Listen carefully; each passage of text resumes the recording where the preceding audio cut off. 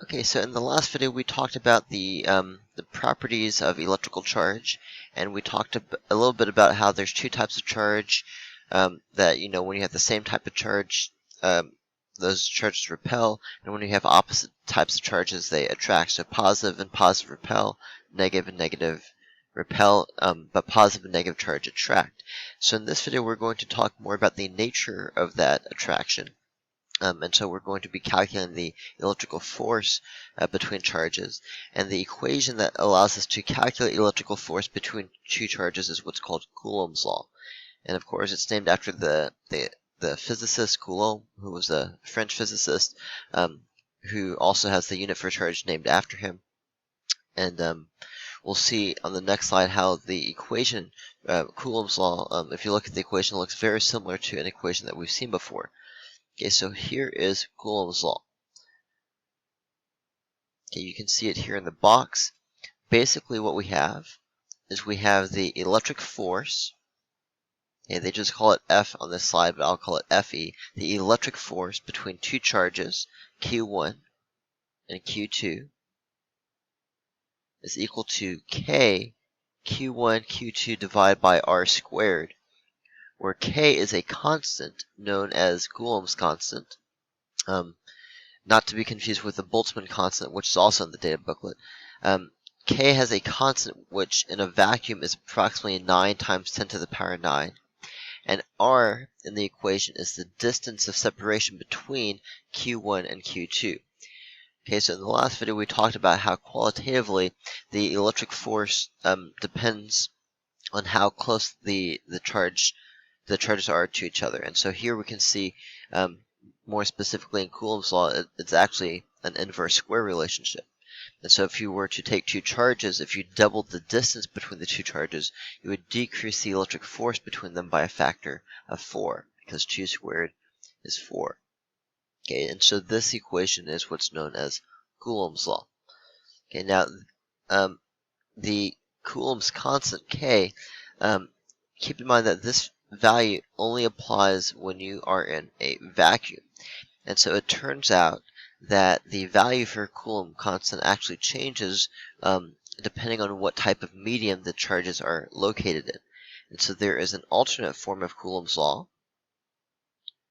which looks something like this: 1 over 4 pi times epsilon times Q1, Q2 over R squared. Okay, in other words, basically, you could write K equals 1 over 4 pi epsilon, where epsilon is what's known as the permittivity of the medium that you're in. And so we'll see more about that here in the next few minutes.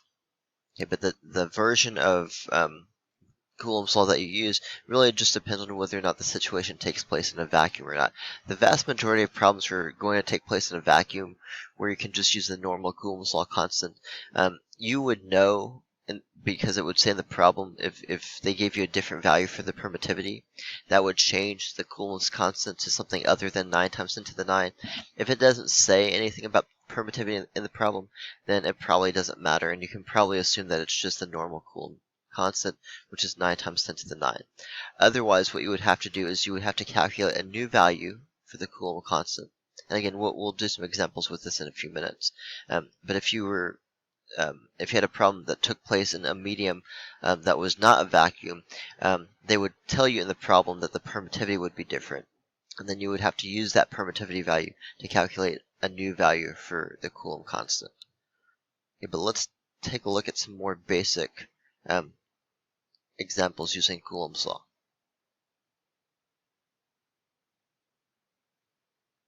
Okay, so you can see kind of the breakdown of the equation here on this slide. There's not really anything new on this slide other than you can kind of see qualitatively, if you have a positive and negative charge, they attract. Two positive charges or two negative charges repel. And on the right side, you can see kind of a chart that has the breakdown of the symbol of everything, even though really you should know all of these things. You should know that, of course, F is the symbol for force. That's measured in newtons. Charge is measured in Coulomb. We talked about that in the last video. And then R is the distance between Q1 and Q2. Okay, now if you're looking at this equation, it should look somewhat familiar to you because we've actually seen an equation that has a similar structure before. Okay, and the equation I'm referring to is an equation that looks something like this, which is Newton's law of gravity.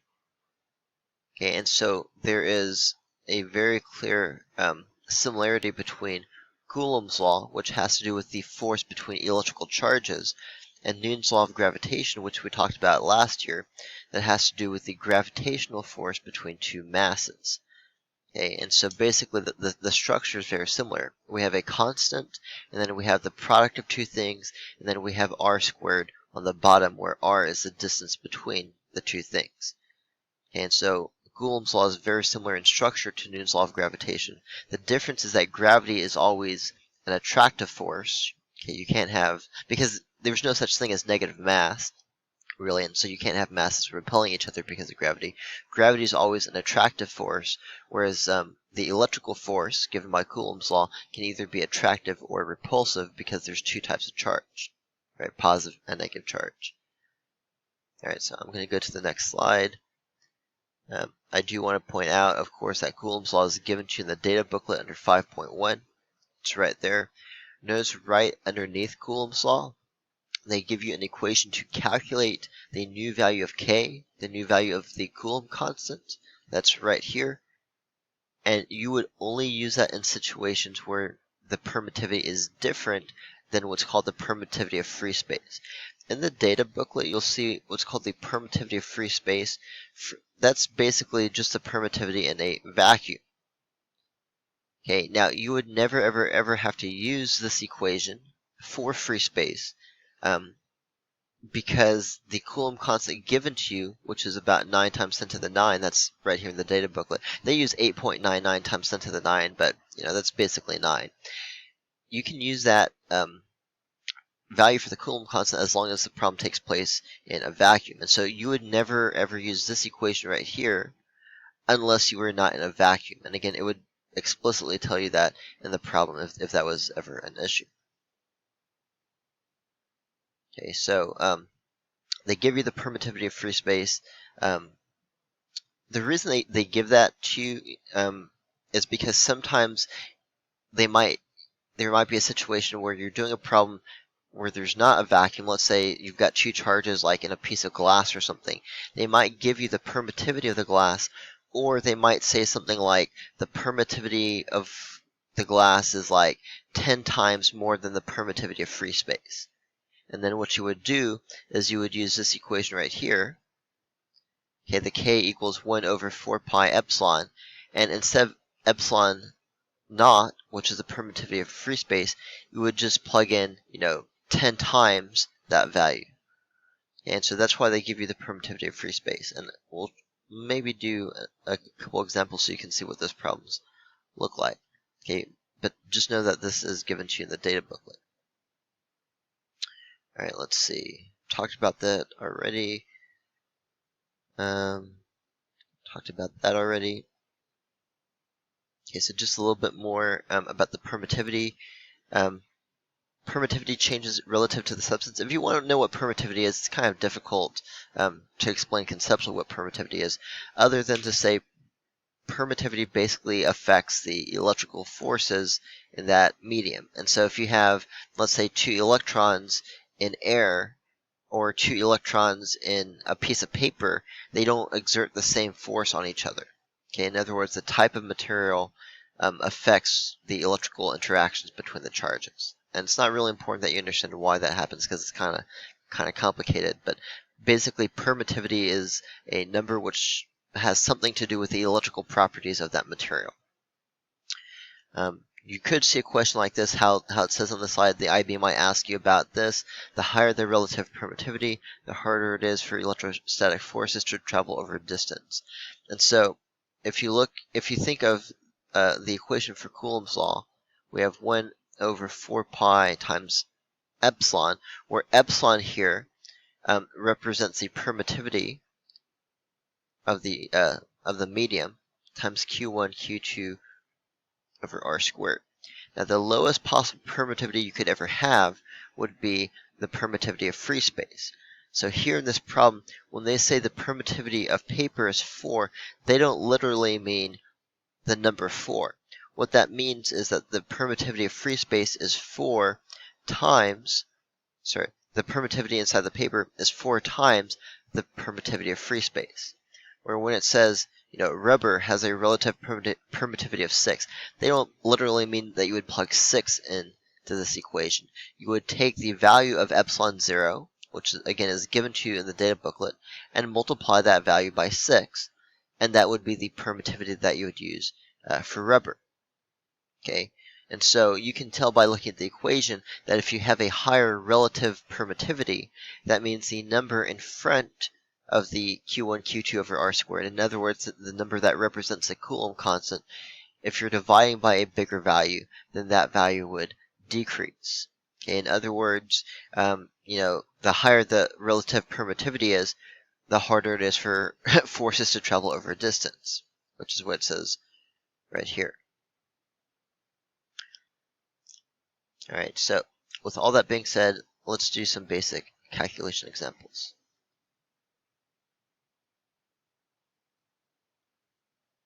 Because I think I've already talked about all of these things.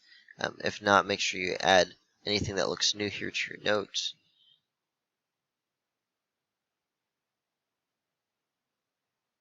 And then this slide is just kind of comparing, Newton's law of gravitation on the left, on the right, and then Coulomb's law for the electric force on the left. Okay, so example 1. Find the Coulomb force. Notice, by the way, when it says the Coulomb force, it's talking about the electrical force. Okay, so find the electrical force between two electrons located 1 centimeter apart.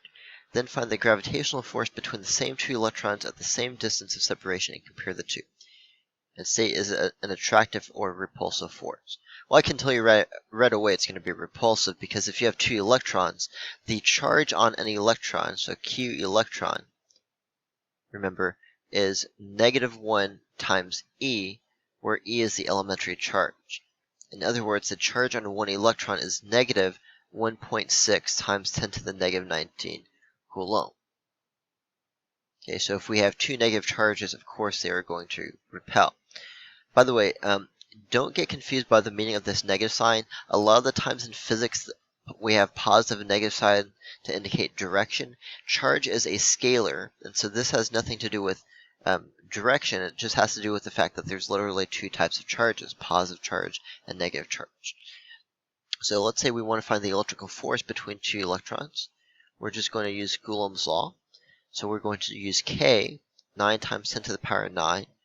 Notice I'm not even worried about the permittivity, because, again, it would say something in the problem. If permittivity was a concern, it would say something about, hey, the permittivity is different. If it doesn't say anything in the problem, you can just assume you can use a normal Coulomb constant, 9 times 10 to the 9. So we have K times Q1 times Q2. Q1 is 1.6 times 10 to the negative 19. And Q2 would also be negative 1.6 times 10 to the negative 19, because Q1 and Q2 are both electrons, because it says in the problem we want the force between two electrons. And then we're going to divide by the distance between those two, which is 1 centimeter. Okay, make sure that you convert that to meters. So that should be 0.01 squared. And then I'm going to plug this into my calculator. Do keep in mind that the value here is going to be very small, because we're talking about two electrons, which have a very small amount of charge, separated by a relatively big distance. Okay, keep in mind, 1 centimeter doesn't sound like a big distance, but if you think about the size that electrons normally are to each other, the size of an atom, it's like 10 to the negative 10 meters. 1 centimeter is actually a pretty big distance. So the electrical force here is 2.3 times 10 to the negative 24 newtons. And if that seems like a small force, it is. Okay, so I'm just going to write that off to the side. 2.4 times 10 to the negative 24 newtons. Pause it here if you need to look at that some more. and then I'm going to compare this to the gravitational force between two electrons.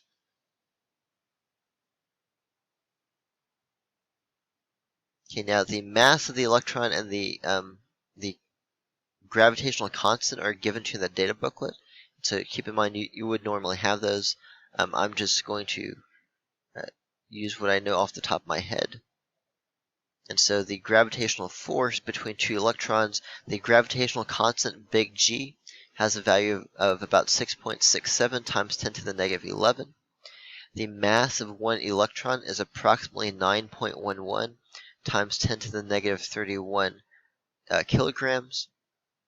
And so if I have two of those, I would multiply like that, and then divide by the distance squared, so 0.01 squared. Okay, and so I'm just plugging this into my calculator right now.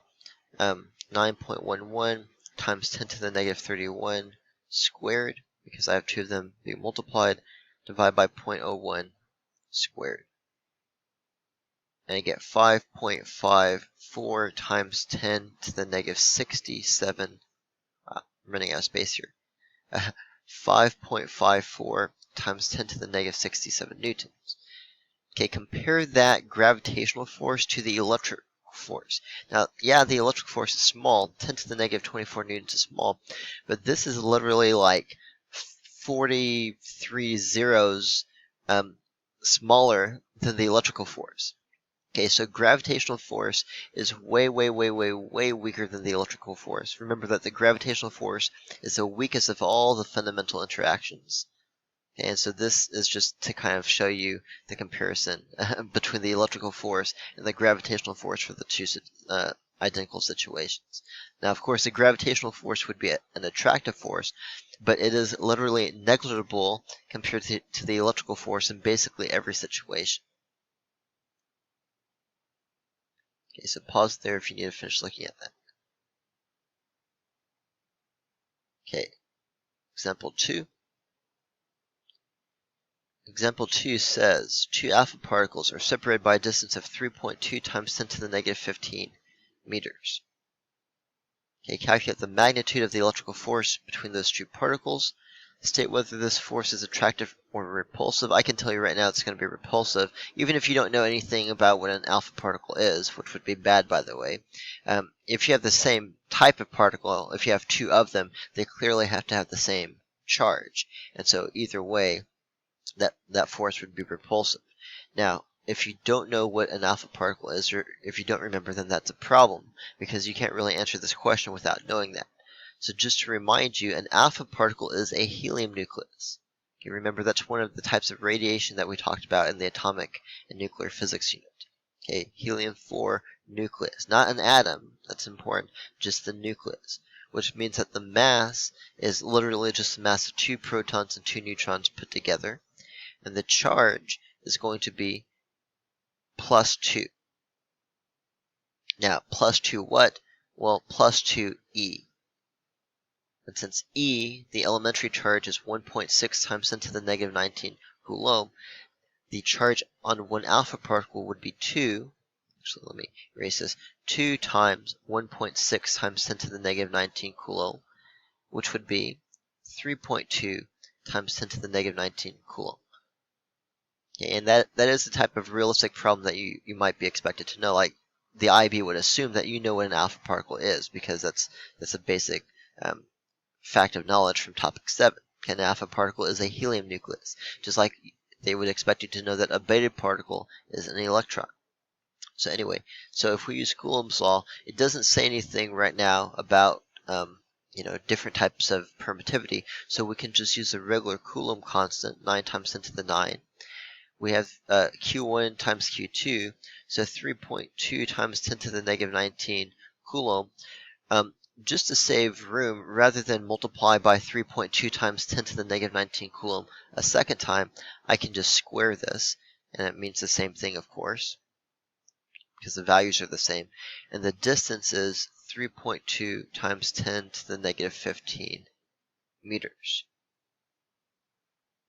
Of course, I would question whether or not that's realistic, since 10 to the negative 15 meters is about the size of a nucleus. I don't know why you would ever have two alpha particles that close together, but I digress. And so I'm just going to plug this value into my calculator. Let's see, 9 times 10 to the 9, 3.2 times 10 to the negative 19 squared, divided by 3.2 times 10 to the negative 15 squared, and I get a force of 90 newtons. Which doesn't seem like a big force, but for a tiny, tiny alpha particle, that is a ginormous force, which makes sense because the alpha particles in this problem are very close together. Although that's probably not realistic.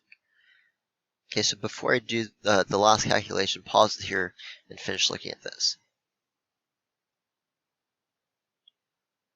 Okay, and the last problem says calculate the magnitude of the electric force between these two alpha particles if they were located in a room filled with sulfur that has a relative permittivity of 3.5. Now, there's a couple different ways to approach this question. Okay, first of all, understand when they say the relative permittivity of 3.5, they don't mean the permittivity of sulfur is literally 3.5, right? That means epsilon sulfur is 3.5 times the epsilon for free space, the permittivity of free space, whose value is given to you in the data booklet. Okay, and so we can calculate epsilon for sulfur. That would be 3.5 times the permittivity of free space, which I suppose I probably should have written down. I think it's 8.85. Look it up, permittivity of free space. I'm pretty sure it's 8.85 times 10 to the 8.85 times 10 to the negative 12. That value is given to you in the data booklet. I just forgot it for just a second. So here we have the permittivity. Sulfur is 3.5 times that value, and so we can find the new permittivity to use and use that to calculate a new value for the Coulomb constant. So I'm going to do 3.5 times 8.85 times 10 to the negative 12. And apparently I plugged that into my calculator incorrectly, so let me try this again. 8.85 times 10 to the negative 12 times 3.5. I get about 3.1 times 10 to the negative 11. And given that new value of permittivity, I can use this equation, which is in the data booklet, to find the new value for the Coulomb constant. Okay, so I'm going to now do 1 divided by 4 times pi times my new epsilon, which is 3.11 times 10 to the negative 11. And so I get a new value for the Coulomb constant, which annoyingly is not in scientific notation mode. And so I'm going to put my calculator in scientific notation mode. I get 2.56 times 10 to the 9. That is my new Coulomb constant. And so now I can go back in to Coulombs Law. I can just replace the 9 times 10 to the 9 with my new value for the Coulomb constant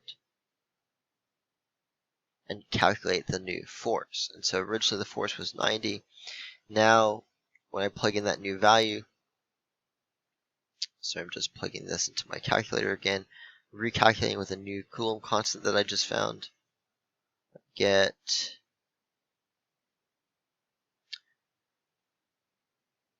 about 25.6 newtons. Okay, now that is definitely an appropriate way to do this problem.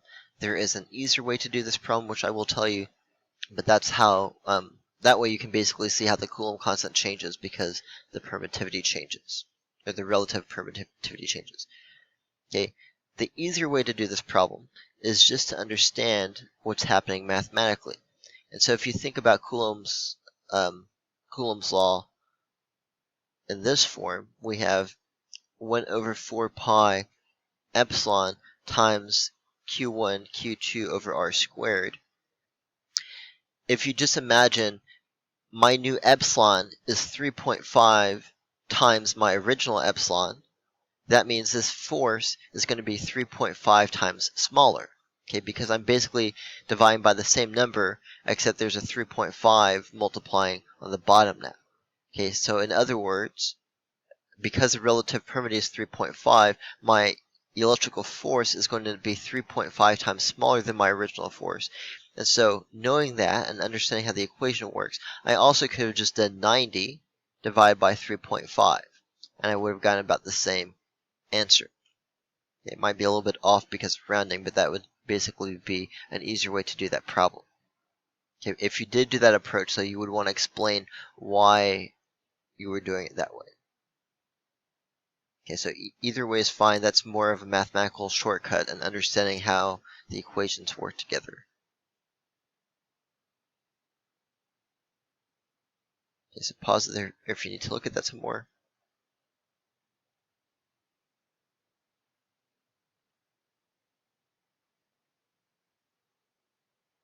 Okay, and so this is basically just showing you one more example with Coulombs Law, and how if you have a different permittivity, it changes the value of the Coulomb force. Okay, and so you can look at the solution yourself, but that's basically the type of problem you might see with a different permittivity. Okay, so here they say, it's in a chunk of quartz with a permittivity of 12 times epsilon naught. What is a new Coulomb force? And so you would just use that relative permittivity, calculate the new Coulomb constant, and then use that to calculate the new Coulomb force, the new electrical force. If it doesn't say anything about permittivity in the problem, or if it doesn't explicitly mention that the material is something other than air or other than a vacuum, don't even worry about permittivity. Just use the normal value for Coulomb constant. Okay, so I'm going to go ahead and stop this video here. This was just kind of the basic overview of Coulombs Law. In the next video, we will do some more complicated problems involving Coulombs Law, both with distributed sets of charge, and also when you have more than one charge, we'll see how Coulomb's Law applies when you have 3 or 4 or more charges. And then in the video after that, we'll get into the electrical field. As always, please let me know if you have any questions, and I'll see you guys in the next video.